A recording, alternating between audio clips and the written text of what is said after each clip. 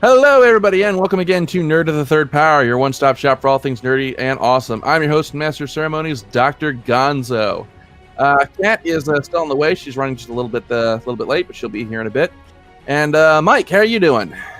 I am not having a good day in the least, if you want me to be brutally honest, but I am alive and surviving, and that's all I can really be thankful for today. Alrighty. And so Skyblaze is under the weather, so we wish them the best of health. But Tony, you're here and filling in, it seems. Yeah, I apparently got pushed at the last moment. So, hi everyone, I'm Tony. You've probably heard me before many episodes ago. Yes, I think the last time you were on the show, you thought you were clever asking an Ask a Geek question under a pseudonym, and I had Skyblaze drag you onto the microphone. Yeah, more or less. All right. Okay, well, we got a pretty fun show for you guys tonight. This week we are discussing the Disney Afternoon. It's getting on the 30th anniversary of the Disney Afternoon animation block, so we each picked a show to watch from those heady days to talk about, our memories of the shows and, whether or not they still hold up after nearly 30 years. So that's going to be a lot of fun. So with that, we are going to launch into everyone's favorite segment, your favorite segment, my favorite segment, the Ask a Geek. And we got some questions here. So let's see here now. First question here. This one comes from Lawrence, and his question is for all of us. And his question is, what is a game that you would like to see get the Final Fantasy VII Remake treatment? So, Tony, let's start with you on this one. Good question. I mean, we've already had the sequel to it, so we've had like Streets of Rage 4, but I've had such fond memories of just the first Streets of Rage. I would love to see something that would go a bit more in depth into sort of the world of that city. I've been sort of really hoping for something that would be a bit more fleshed out. I've not actually unfortunately had a chance to play this Streets of Rage 4, but I would love to see somebody go through and just make everything look so much crisper and cleaner with the Streets of Rage 1 remake. Okay. Birdman, what about you? Final Fantasy VI or Chrono Trigger. I think it's about time, but I think part of Chrono Trigger's appeal is its art style. So one I'd like to see, probably will never happen, but I'd like to see Illusion of Gaia get remade, because I think that was a wonderful world that really wasn't explored enough, in my opinion. Plus, it was part of those 3 games that were made. I can't remember the name of the company. I know Rue from Clan of the Grey Wolf did like a video on it like a million years ago. The Terranigma, was that it or something? I don't know. But yeah, like I've always wanted to know more about the Illusion of Gaia world. I just thought it was really neat. And if I had to do a remake in the Final Fantasy VII style, I think that'd be it, because I think it'd be pretty badass. Okay, all right. Yeah, that's a deep cut. Not a lot of people remember Illusion of Gaia. Fantastic game. This is gonna sound kind of cheesy, but a game that I've always wanted to see get remade with modern graphics and gameplay conventions is also from the Super NES. Super Mario RPG: Legend of the Seven Stars. I just think that game and that story would be wonderful to tell with modern visuals, and I think a full-on remake of it would be awesome. So, but I don't think we're ever going to get that, because I think even Nintendo has forgotten about Mario RPG. So, and we got a question. We got a question here for Kat. Oh, it looks like she's just walking in. Kat, how are you doing? I'm 15 minutes late with Starbucks. I wish I had Starbucks right now. That would be amazing. I haven't had Starbucks in a long time. I don't think anyone's had Starbucks in a long time. Damn quarantine. Anyway, we got a question here for you. And this one comes from Mark, and his question is, if you could bring back one canceled or finished anime or manga for another go, which one would it be? Oh God, it's always the which show most deserves a season 2.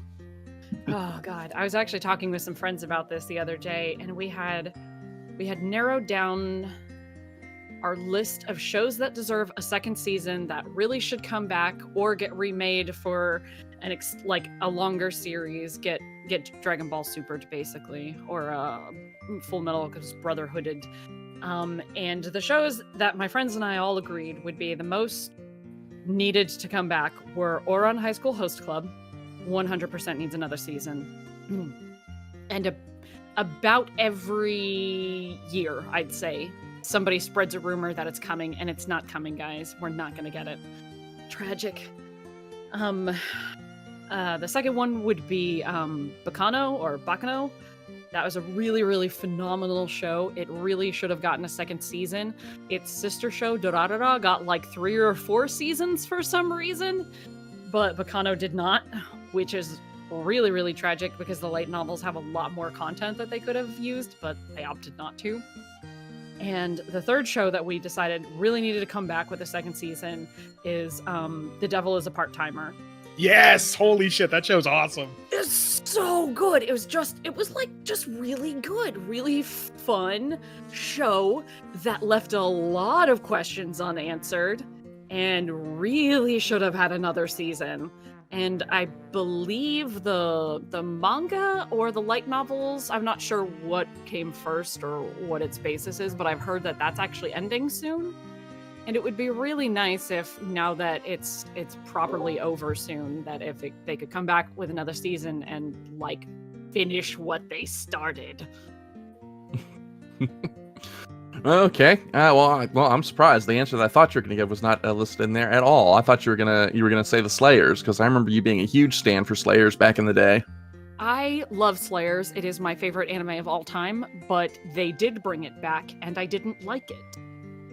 Oh, that's a shame. Yeah, it got a couple more seasons in the late 2000s, and I didn't like it. I didn't like it because it retconned some stuff, and I'm not about that life. If they made some more story that was based very tightly on some of the light novels, and instead of retconning the same stuff they've already talked about, if they could just, go with some new villains that they've been kind of skimming over for, a couple decades, that would be great. Another thing that would be really awesome now that I'm thinking about Slayers is there was a manga of a Slayers x Sorcerer Stabber Orphan crossover, and I don't remember for sure if it got an anime, but that needs to come over. That needs to be an anime that comes over, because that's great. Okay, alrighty. All right, and that's all the Ask the Geek questions that we have for this week. Thank you as always for sending your questions in. As always, you can send them to us through the email at drgonzo@nerdofthethirdpower.com. We love getting your questions, love reading them on the air, so go ahead and send your questions in, and you just might get yours read on the show. And so, with that, we're going to jump right into the meat and potatoes of the show, and that is the 30th anniversary of the Disney Afternoon. At least I think we're getting, at least, well, maybe the little past the 30th anniversary. But anyway, so for those who don't know what I'm talking about, starting in, I want to say, the tail end of the 80s and well into the 90s, I want to say it was 1989, Disney started actually its first major foray into television animation, and produced this afternoon syndication block called the Disney Afternoon, which had shows like Gummy Bears, DuckTales, Gargoyles, Goof Troop, Bonkers, a whole bunch of other shows, Chip 'n Dale Rescue Rangers, Tailspin. All of those were basically part of this one animation block, and it was a really big deal for kids back in the day, because this is back before the days of Cartoon Network, or even before Nickelodeon really got it big, because back then cable was fucking expensive. So this is one of the big cartoon blocks for kids after school, and a lot of those shows were very dearly loved back in the day. So we thought that it would be fun for each of us to pick a show, go back and look through it, and see, do our memories of these shows hold up? What made these shows important to us, and just kind of talk about some cartoons from when we were kids that we really enjoyed. So let's see. Let's just go around the horn here.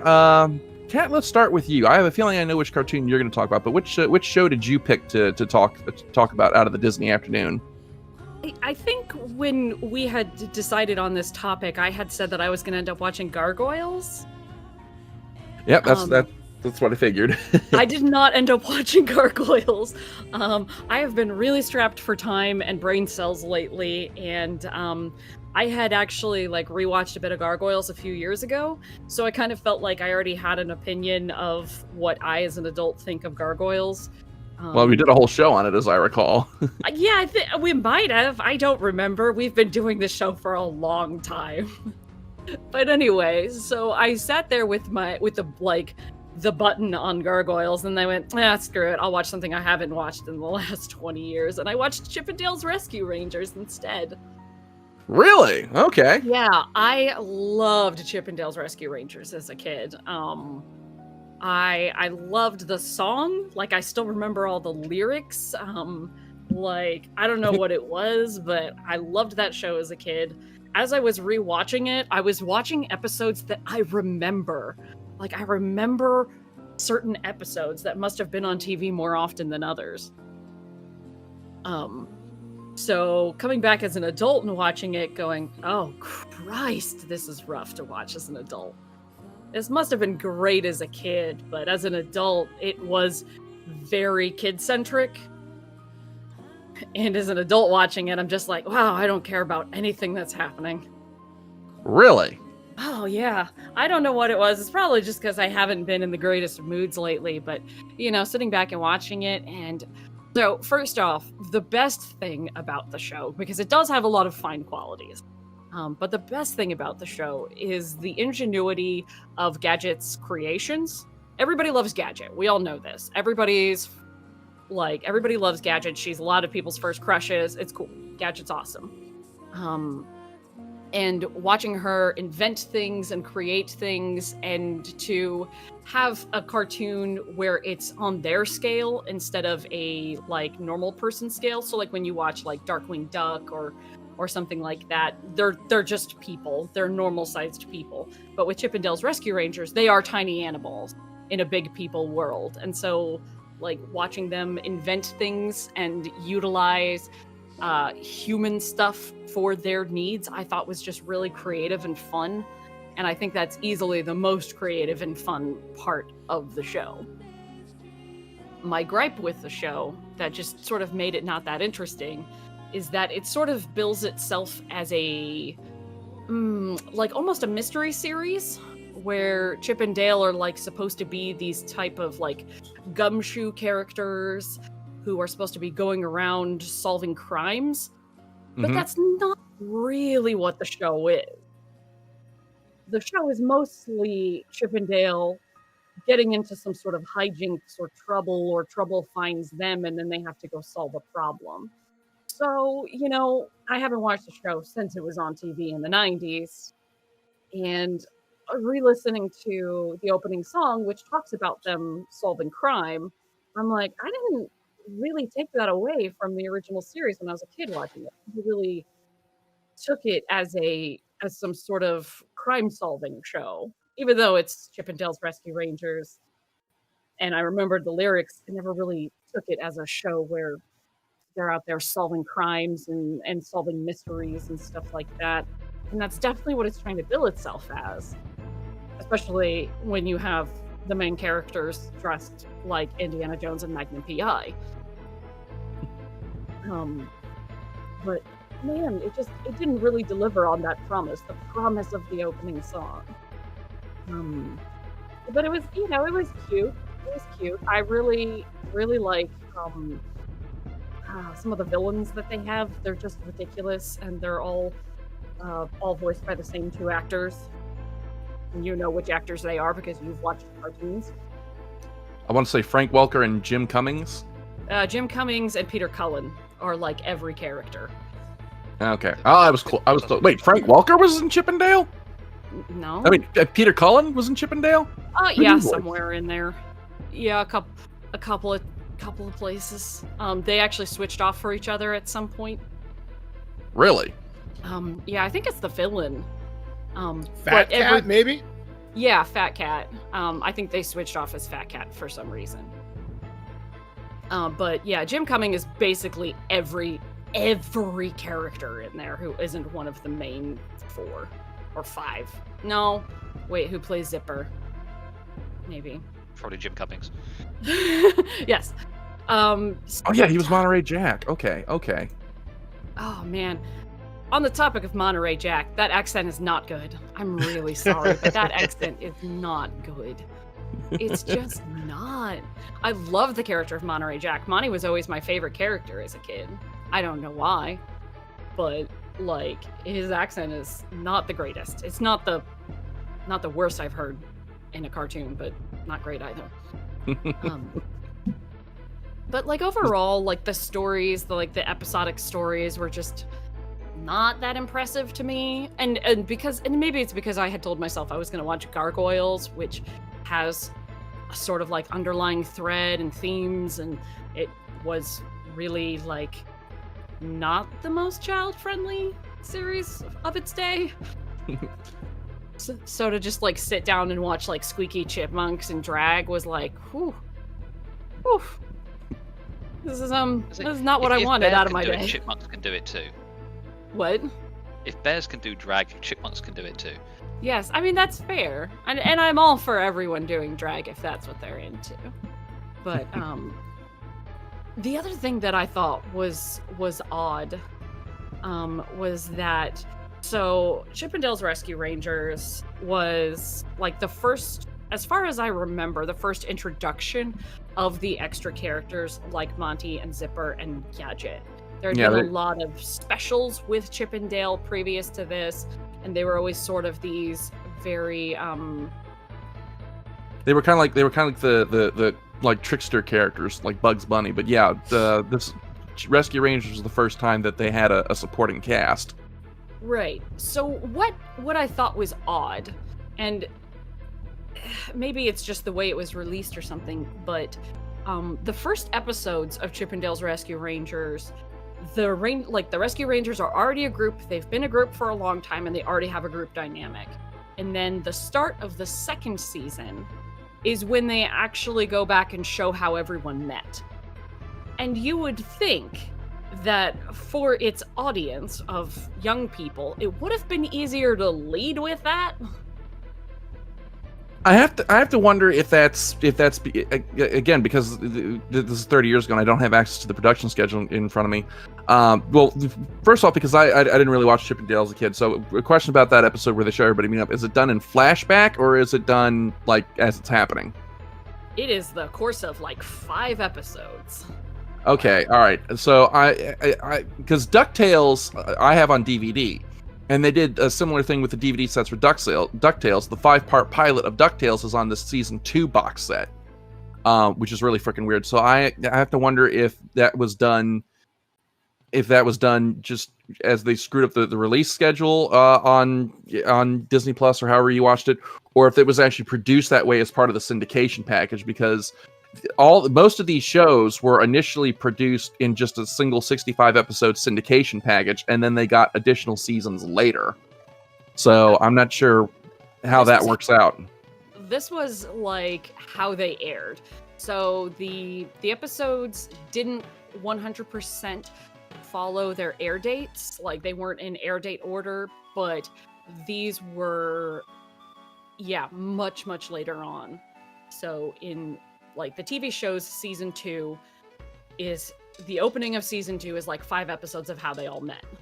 And I just think that's a weird place to start, because like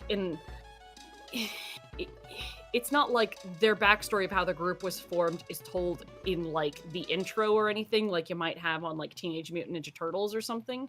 So there's no explanation of if you had seen Chip 'n Dale in other things, and then you went into this show, you'd have no concept for who these characters are besides Chip 'n Dale. But it kind of feels like you're already expected to know them when you first start watching. You know, because there's no introduction of the characters. It's just like, here's a day in the life of the Rescue Rangers. Dale did something dumb. Chip did something dumb. That's like how every episode goes. And I just thought it was strange that they waited so long to introduce how the characters met and give them like that sort of like an explanation for their relationships to one another. I thought that was just a long time to wait. Like, not that it matters when you're a kid watching it, because you're probably not watching it in order and you're probably watching reruns and stuff. But Like, as somebody who was going back and trying to remember anything at all about the show, and for the first episode you watch to drop you straight into a problem of the day story, I was like, man, I could really use some context. I don't remember anything. Okay. All right. Okay. Well, so so you'd say on the whole, Chippendale has got some cobwebs on it after 30 years. I think it's really clever in a lot of ways. I really like, especially like Fat Cat is a great villain because he's just so crazy. But there are definitely some things that, for me, did not age well. But it's mostly that this was really like meant for children. This was not like family fun that everybody can enjoy. Like, for me, it didn't quite fill that role. I didn't watch all 3 seasons, to be fair, so it might get a little bit better later on, but just watching through the first season, I wasn't really like trying to look out for adult jokes or something that like older kids or adults might have liked at the time, and I just really didn't find it. So I thought it was just more kid-centric than maybe some of the other things we're going to talk about today. So I didn't really get a lot of enjoyment out of it, but I still think it's a good show. If that all makes sense. No, that makes sense. Okay, and Bergman, my card here says you pick Goof Troop. Yeah, this is a show that I watched during its initial broadcast. I was very fortunate to catch this on my local antenna, if you happen to remember those. It was always on when I got home from school. Now, I didn't get a chance to watch this during our period leading up to this. I've just had a bunch of really stupid crap happen. However, my memories of this are crystal clear because I remember having such a good time with it. However, leading up to this, I've been really kind of thinking about some of the characters, how they've been portrayed, how well does it hold up overall. And Goof Troop did something a little bit different in terms of the Disney formula. You'd always see the happy family, like you might have the annoying younger sibling, or you'd have the super happy wife sort of thing.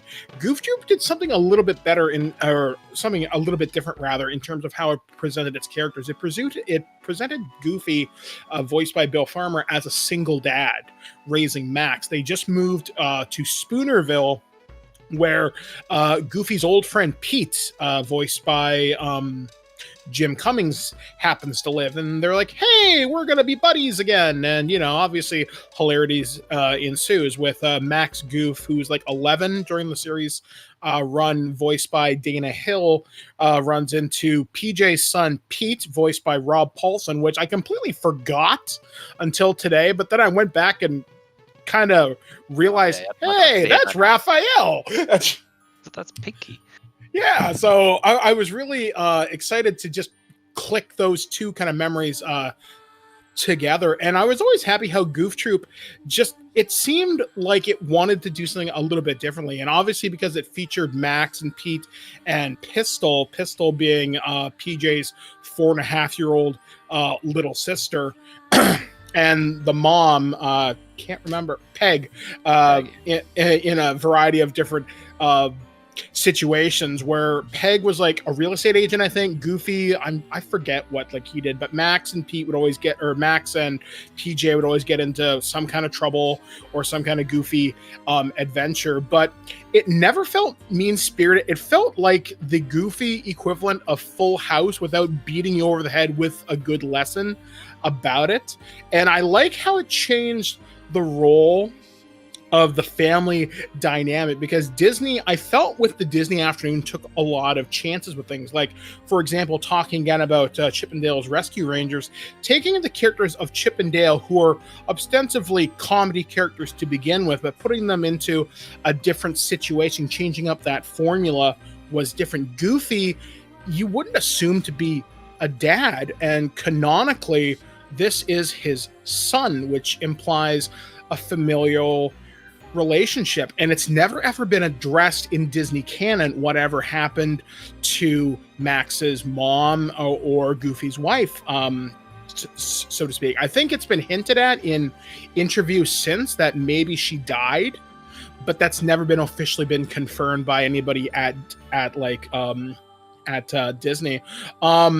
The thing I really liked about the show is I really liked Peg, because Peg kept Pete on a short leash, because Pete is ostensibly a bad guy. Like, he's not like evil, but he's underhanded, he's sneaky, he wants what's best for him and his family. He will take advantage of you if he thinks he sees a way to do it. And Peg would always keep him in check. She loves him to death. That family is her wolf pack. She'll do anything she has to protect them, but she won't let Pete do anything terrible. And I just loved that relationship, because I'd never seen that played out in animation before. And because this was in the 90s too, you would always see Max and PJ doing very 90s things. Like, they would skateboard, they would do, I'm pretty sure I remember like rollerblading and stuff like that. And I remember this was the only Disney Afternoon show truly, in my opinion, to ascend its cartoon roots, because there was talk that they wanted to do a Goof Troop special, but they're like, well, why don't we do a theatrical feature? And they decided to age Max up. And that is where I really got the appreciation for Goof Troop, because you had the character development to a certain extent from the television show, and when they aged him up to put him in high school, you traveled with these characters. However, in a Goofy movie, which I think came out in 95, 96, something like that. I went to see that for my birthday in the cinema. Yeah, same here. I remember seeing it in cinema. Peg was gone for some reason, and so was Pistol. And I think Pistol was voiced by Nancy Cartwright of Bart Simpson fame. So I was very confused by that, and I always thought that was a negative point to take away from Goof Troop, is that they lost the family relationship. But then again, they wanted to focus on the family that was Max and Goofy, how their closeness developed over them doing the father-son trip. But looking back on the show 30-something years later, I do see there could be some problems in maybe how the episodes are written now, from what I remember, because one of the things it does do, and this unfortunately comes back to Peg, as much as she loves her family, when she doesn't get her way, she becomes cranky, and it's not the best look, considering how modern attitudes have changed towards women and whatnot. I mean, it's nothing too damaging, but I could see it being problematic now. I don't see it going through very far through a Disney kind of pitch meeting. But one of the enduring legacies that I've noticed, and this was thanks to Gonzo, because I think he mentioned this to me, is Goofy is canon in the DuckTales universe now. There's a very quick interlude where Goofy's talking to Donald, and he shows a picture of Max and Roxanne, where they go to junior prom together. Or, yeah, I think they go to prom together, which indicates that the series continued on, because even when House of Mouse was airing, Max was working as a waiter at the club that Mickey Mouse ran. So that continuity is still there even now. That impresses the hell out of me. I'm surprised Goofy has got such long legs. I mean, do I think Goofy and the Goof Troop need to be rebooted? No, I'm happy if they're a part of the DuckTales universe and you bring them in for occasional side stories. That would be fantastic. But I don't know whether those stories need to be told. However, though, on the other side of that coin, a Disney family drama, or not drama, dramedy could be actually kind of amusing. But then again, I guess you kind of get that with like DuckTales, as you see the relationship between Scrooge and the kind of nephews evolve over the course of, 3 seasons now? So I'm looking back on my memories to agree, or to borrow a phrase that you guys used just a moment ago. The series does have some cobwebs. It is watchable. There was a list that I found online of the best Goof Troop episodes, and one of these I remember clearly because it involved the FBI. And since I'm Canadian, our closest equivalent is the RCMP. And I've always had a fascination with that. And evidently there was, I think the episode's called The Ungoofables. And there was a crime knockoff where there was Elliot Goof, who evidently was a Prohibition era agent of some type. So I thought that was kind of neat. And vocal performances from this series always stand out. Bill Farmer has been the voice of Goofy for like a million years. I think he's been voicing it since like the mid 80s to current day. While I was doing a little bit of research for this, reading about the Goofy movie specifically, they wanted at one point Jeffrey Katzenberger, who I think he's one of the guys in charge of Quibi right now, which that guy had told Bill Farmer, can you do Goofy but not do his voice? They wanted him to be in a normal speaking voice, and he recorded that for like 2 weeks before Disney execs were like, yeah, this isn't working. And it turned out a lot better as a result. I mean, Goofy is a part of my childhood, and looking back at it, I don't know. I look back at just because I didn't have a normal family kind of growing up. Like, I'm adopted and whatnot, mom, dad. It's complicated to say the least. But Goof Troop gave me a little bit of a different look at how a family can function, how a family can have fun, and it was a very fun part of my time. I'd come home from school every day at 4:30, and Goofy, Max, PJ, and Peg and Pistol would be there every day to greet me, and Chainsaw the dog, and Waffles the cat. So good times had by all. So that was Goof Troop and Chippendale's Rescue Rangers. Now, Tony, you are going to talk to us today about Darkwing Duck. Let's get dangerous. Yes, it's been a show both me and Skyblaze have had a lot of fun watching, as well as rewatching, actually. Obviously, being thrown at this last minute, I wasn't expecting to do this part, so I had to do a quick crash course back on a lot of Darkwing Duck, because it's been several months since I've last seen it. And I don't know, it's one of these shows that it just sort of gives a lot of memories of other shows themselves, and really wants me to then start chain watching a lot of other shows along itself, because obviously Darkwing Duck being effectively the Disney version of Batman is essentially what he is, just obviously with a lot more comedy in it. Jim Cummings, again, playing the vast majority of the characters in this, obviously the titular character Darkwing Duck himself. It's one of these, having sort of gone back through, watched a lot of it, read up back on the characters again, reminding myself of all these bits and pieces. I just love the variety of the characters itself, the fact that it's drawing both as sort of from the DC side, the Marvel side, to make this sort of its own sort of superhero comic book world of sorts. So you've got your Electros with Megavolt, you've got terrible with names right now. Where is he gone? The Liquidator. This is basically this mutant water dog creature who just talks primarily in sort of salesman lingo. Oh yeah, I remember him now. Yeah. As they're being effectively the Hydra Man, you've got the sort of Poison Ivy character with Bushroot, and then you've got the sort of pulling in the sort of evil doppelganger with Negaduck, again voiced by Jim Cummings, and as always being far cooler than Darkwing himself. It's going back through watching a lot of the episodes.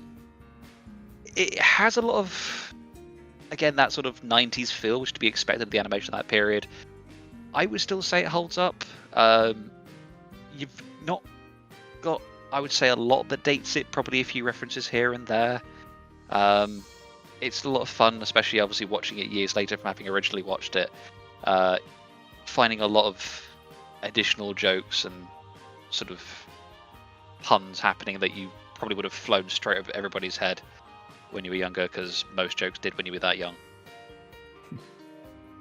I think one of the things that I loved about Darkwing, as you mentioned, it like parodies a lot of like say Batman villains, is I love Steelbeak and how he's a ripoff of Blofeld from like James Bond, and even I think his organization is called Fowl. I can't remember what it stands for, but just his delivery in that I loved Steelbeak as a like bad guy. But yeah, one of the things I've never forgotten this joke 30 years later, and I can't remember the context of it, but Darkwing was fighting a bad guy and he had to say potato backwards, and he was yelling Otatop at people and like throwing dust at them or something stupid like that. But for 30 years, I remembered Otatop.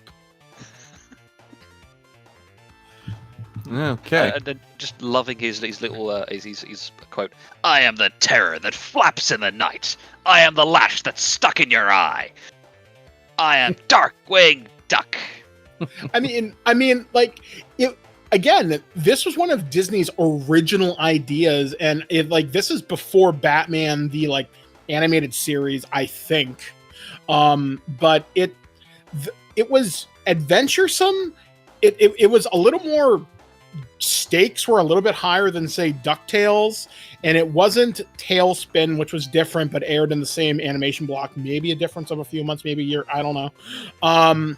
And I don't know, you're right. It's fairly harmless. It's timeless in a regard. Maybe there's a few dated references here and there. And I think he was yet another character. Yeah, he was. He was yet another single father character because of Goslin. And that's that's again for Disney in the 90s, fairly progressive.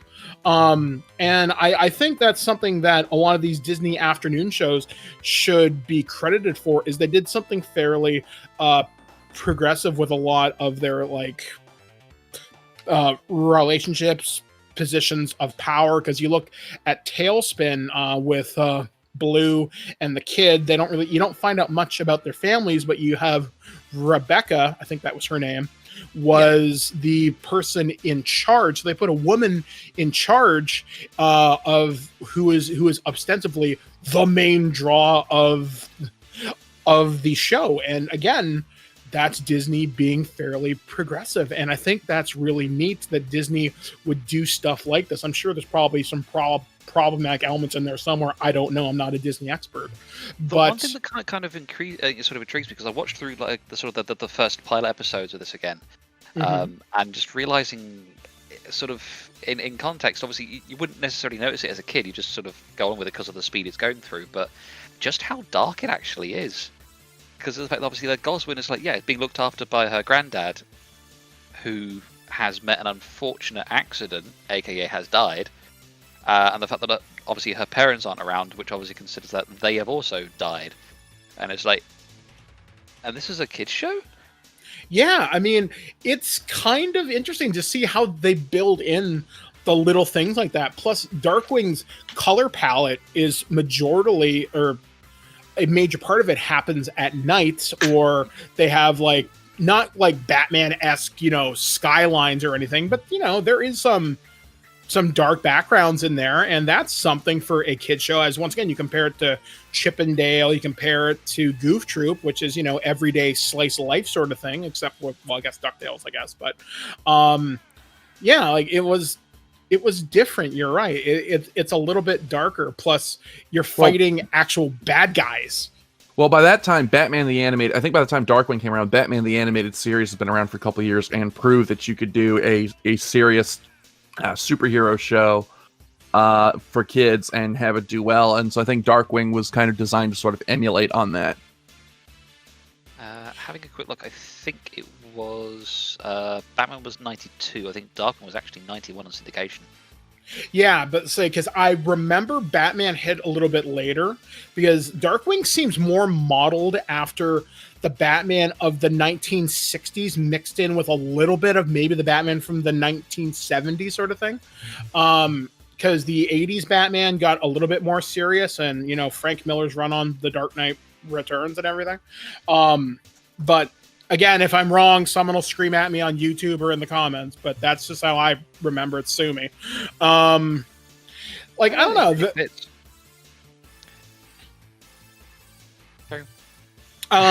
The thought I'm finishing with is it's a show that can exist in a bubble, and I kind of like that. Like, few Disney shows can do that perfectly. Darkwing Duck, it can, other than a few technological references and maybe a few jokes here and there, it's pretty. You could show it to almost any kid now, and they'd probably get it. It doesn't look as flashy as some of the new stuff. It's definitely a different animation style. Is the fact that it's hand drawn and not computer assisted. And that's something else too. The art style for this show looked great. When they wanted Darkwing to look cool, he looked legitimately cool. Plus, his design of his costume, I loved. That gas gun of his, I wanted that toy so bad. Plus, that's another thing too. Darkwing was one of the only shows from the Disney afternoon that got toys. There was the Thunderquacker, which goes for ridiculous money right now if you have all the pieces. There was a full range of Darkwing Duck villains. I had the original one where his hat popped off, and you can guess how quickly I lost that part. He came with the gas gun, but there was Megavolt, who is his equivalent to Electro. I think there was a Bushroot figure. I think there was Negaduck, and a bunch of other Steelbeak for sure. And I don't think there ever was a Launchpad toy, at least not officially. Obviously, the toy line is picked up again with the line of God has deemed us all heathens and given us Funko Pops. God, I hate those things. Mike, we're kind of going on a tangent here, and we're running a little short. So okay, well, no, I'm just saying it's one of the only shows that got a toy line, and that's something important. Also, one other weird fact I had a quick look through. It's had probably one of the longest season, like first season runs that I've ever seen of a show. 65 episodes for one season. Well, Yeah, all the Disney afternoon episodes are like that because that's 65 episodes is how much a syndication package is, and these shows were originally, because back when the Disney afternoon first got started, the Disney Channel didn't exist. This was Disney's first major foray into television animation, so they produced the first seasons of each of these shows as a syndication package, and then sold the block out to a bunch of different networks. And then it was only later that they got additional second seasons, I say with air quotes. So I think actually one of the notable reversals on that is actually Gargoyles, which I think got a 13 episode first season and then like a 65 episode second season or something like that. But on the whole, Tony, how well would you say Darkwing Duck holds up? I think as me and Mike were saying, I think it's held up pretty well. To say, apart from a few odd jokes here and there that might be kind of dated, animation's still holding up pretty well. The storylines are still pretty good. The voice acting is obviously spot on. I would if I had kids, I would so happily have them watch this. Okay. All right. So that leaves me next, and my show should probably come as no surprise to anybody. I picked the original DuckTales because I am a huge Scrooge McDuck fan. We did a whole show on the life and times of Scrooge McDuck, and I think I made it clear that the Don Rosa Scrooge McDuck comics are some of my favorite stories ever, particularly the life and times of Scrooge McDuck, which I'd consider to be required reading for anybody who's a Disney fan. So it was really interesting having read those as an adult and going back and watching the original DuckTales and kind of seeing how they stack up. And I remember loving DuckTales as a kid. Scrooge McDuck has always been one of my favorite characters in the Disney stable. And I gotta say that now that we've got the 2017 DuckTales series, the new one kind of feels a little bit rough. It's very clear that this was one of the first cartoons produced for the Disney afternoon block. I think it was 89 it came out, because a lot of the plots and characters are really kind of bare bones. I'd almost say stock. Huey, Dewey, and Louie are pretty much interchangeable. And some of the plots are very simple, and the character writing very almost one note in some places. It feels almost in some ways closer to a half-hour long Looney Tunes cartoon than a story-based cartoon. That said, there are some a lot of the humor does still really hold up, and there are some stories that are that I found to be still really great after all these years, like 5-part pilot, Treasure of the Golden Suns, which I thought was a great way to kick off the series. Still a little irritated that they put that on the season 2 box set instead of season 1, but what the hell do I know about marketing?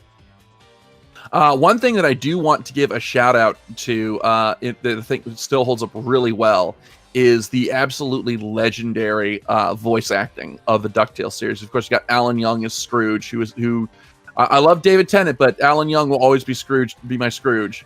And then you also had June Foray, who did several roles and June Foray is one of the last of the great voice actors from the golden age of animation. So to get to hear her back as Magica De Spell and a bunch of other roles was a really nice kick to the nostalgia. There are some things that, like I said, it's got some cobwebs. One of the things that I noticed was Webigail. I remember she's for a lot of the first season, she's just kind of there. They don't really do a whole lot with her. So I find that I like 2017's Webby a lot more than I like the original series. Webby doesn't really have much of a personality beyond kind of the younger sibling who wants to play with Big Brother. That's really kind of her only real role for much of the first season. She gets a little better in the second season. And then you've got Mrs. Beakley, who's kind of the fussy nanny character. Which, I mean, that works for that version of the show, but at the same time, it's also kind of a little threadbare as far as story potential. It was also great seeing some of the older stories that I would love to see redone for the 2017 series. Like one of the ones that really impressed me was actually the episode where Scrooge tells the story about how he left Scotland to pursue his fortune, and how they managed to hew pretty closely to the Carl Barks and Don Rosa stories while still taking enough liberties to make it work for animation. And it was just a really neat little I don't know. To me, it felt like a neat little bit of fan service for people who've read the comics. But like I said, the thing that really kind of the big cobweb that kind of hangs over everything is, again, how stock the characters and stories really are. It's really clear that Disney was still kind of finding its footing in telling television stories. And when you compare the OG DuckTales to, say, Darkwing Duck, which spun off of that, it's really clear that there was a lot of growth from one series to the next. So, but I still found it really enjoyable, and I was perfectly happy to sit down and watch through a bunch of episodes of the series, and I still had a pretty good time. So I guess that goes to show that sometimes archetypal characters aren't necessarily bad if you know what to do with them and how to work with them. I will say that I think the character writing is superior in the 2017 version, but the 1989 OG DuckTales still holds up really well. And yeah, the theme song still won't leave my head. I can't say the word duct tape without going woo. It's almost like ringing Pavlov's bell now. Yeah. Like, it doesn't have to be DuckTales. It generally sounds just close enough to it. Yeah, if someone says DuckTales, you just automatically go woo.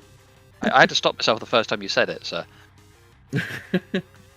That's like the real lesson that we can all take away from all the Disney afternoon shows, is that they had the best songs with them. Yeah, absolutely. They were all so well written. Like, they're all good. They slap. Is that what the young people are saying these days? They all slap. Can I tell you, watching DuckTales and thinking back on these other Disney action shows, can I tell you how great it was to hear a cartoon that had a full orchestra behind it again? Because I don't think any show has done that since, like, the 2000s. There's probably a couple, but I can't think of any off the top of my head. But and again, Kat likes to make fun of me of this because I'm apparently the only one who notices it. But I loved how DuckTales was scored. It actually had like a full orchestra behind it, and the music really does a lot to set the mood and enhances the adventures and the antics. And I remember all the other Disney afternoon shows having similar scoring.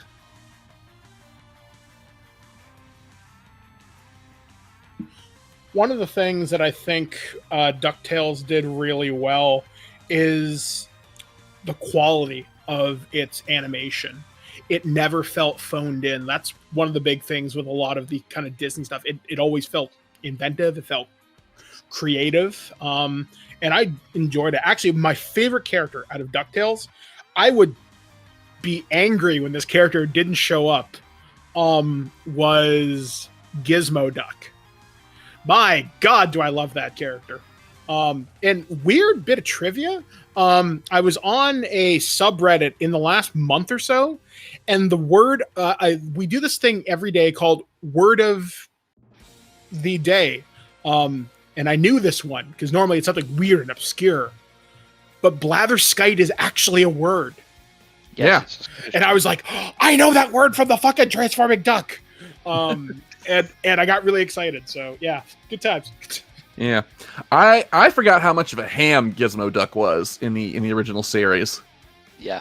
Like he was the voice actor was definitely having a lot of fun with that role. Second season of DuckTales definitely a lot weaker than the first. There were a lot of stories that I really didn't like, and a lot of characters introduced I thought were kind of one note and didn't really need repeat visits, like Bubba the Cave Duck. Oh my God! Absolutely do not like that character. No. But I mean, on the whole, DuckTales is still a really enjoyable show, and I would say that it holds up pretty well. It's definitely something that you've got to, if you're coming into it after watching the 2017 DuckTales, you got to kind of brace yourself for, because it in terms of storytelling, it is a lot rougher. But visually, I mean, it still holds up. I think all the Disney afternoon shows hold up really well in terms of the animation. But we're kind of running a little bit over on time here, so let's just kind of just sum up our thoughts here on the Disney afternoon and our experiences with the block, and let's just kind of just start wrapping things up. So, Kat, let's start with you. Kind of wrap up your thoughts on the Disney afternoon animation block. I'd say that if you are like us and you're kind of 90s kids, if you are our generation and you grew up watching this stuff, this is a really great opportunity, because a lot of these programs have gone on and off the market in terms of being able to own them. They're not on TV anymore, and they're really hard to get a hold of, like a home release.